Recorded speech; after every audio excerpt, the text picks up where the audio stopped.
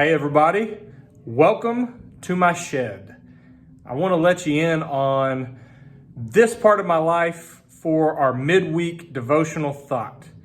And the reason I'm in my shed right now, I know it's kind of rough looking, is I want to show you where I spend a lot of time each week working on sermons, whether it's studying, just flat out reading the Bible, spending time in prayer, and every Saturday night I'm in this room in here reviewing the sermon, praying over the sermon, being frustrated over the sermon and having to rewrite it or scratch things out or change things or change the order of it. And then sometimes I go all the way back to where I started to begin with, and then I pray some more. Sometimes I just lay down on the floor over there and listen to worship music. I spend probably 3 or 4 hours in this shed every Saturday night getting ready for Sunday morning.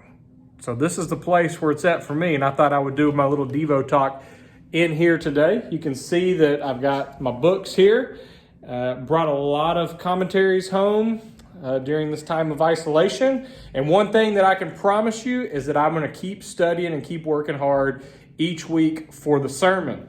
Now, a little bit more of this rough looking shed, as you can see. This is a place where I work out sometimes. I don't work out that often, but I have the equipment just in case I need to. Now, here's the Devo Thought for this week. It's just one verse from Genesis chapter 5 and verse 24. And this is about Enoch. And this, we're not told much about Enoch, but what we are told in Genesis 5:24, Enoch walked with God, then he was no more because God took him. I like this verse. It's mysterious, it's kind of weird, and there's not a lot of details. How did Enoch's life end? Well, apparently God took him and he was no more. In Hebrews chapter 11, verse 4, we're told that Enoch by faith lived his life. He pleased God and he was no more because God took him away and he didn't experience death. So Enoch, kind of like Elijah in 2 Kings, they're taken away by God. They don't experience death. But what I'm more interested in Genesis chapter 5 and verse 24 is that the description that we get of Enoch's life, and we're not told much, the description we get is that 4 words. It says, Enoch walked with God. He, being Enoch, walked with God.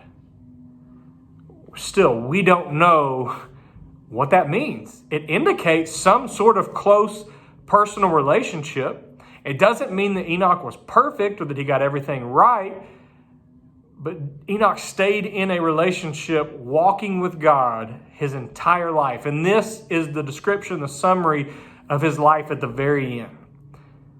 You know, during this time of being quarantined and sheltered at home, I've noticed we've been outside a lot more often, and I've noticed that our neighbors are outside a lot more often.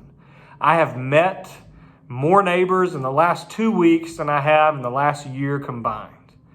People are out walking or riding bikes. And what I notice about that is usually it's a husband and a wife walking together. It's a parent with their kids walking together, walking as a family. And occasionally I've seen 2 close friends that are out walking, either in our neighborhood or in the park, which is pretty close to our house. People walk with those they're close to. We walk with somebody that we're bonded with. And Enoch walked with God. Apparently, that means that no matter what happened in Enoch's life, he stayed close to God and he kept walking beside him.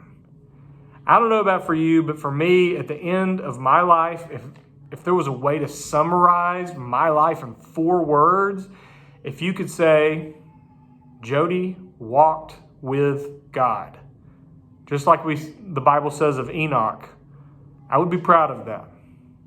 I don't always get things right. It's not always perfect. As I've mentioned in this shed, reviewing sermons each week, I agonize over the sermon, over my own imperfections. But my goal is, not just with planning sermons and being a dad or being a husband or a church member or whatever I am in life, is that what's most important is that I keep walking with God, just like Enoch did. And for any of us, if you could summarize our lives at the very end in 4 words, he or she, substitute your name there, walked with God. That would be a pretty good description of our life. And right now, during this time of social distancing and isolation, if you're feeling tired or frustrated, my word to you is keep walking with God. If you're feeling discouraged, keep walking with God. If you're feeling annoyed because you're around the same people every day, keep walking with God. If you're afraid right now because you don't know what the future is going to hold, what your finances are going to look like, even if you're afraid, keep walking with God. Those 4 words that describe Enoch's life. By faith, in Hebrews 11:5, it says he pleased God. Genesis 5:24 says he walked with God. So keep walking with God. And keep walking with us as a church. Join us Sunday morning for our YouTube worship service. Make that a priority for you and for your family. We're going to sing together, take communion together, have a sermon.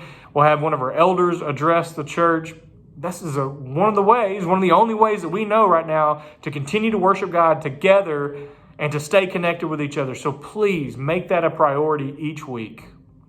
Keep reading through the gospel reading plan. Our plan initially was to get that finished by April 12th. So if you're a little behind, catch up and dig in and start reading. I love all of y'all. I can't wait to see you again in person. And for right now, we'll do this virtual stuff. Hope you have a great week. See you Sunday.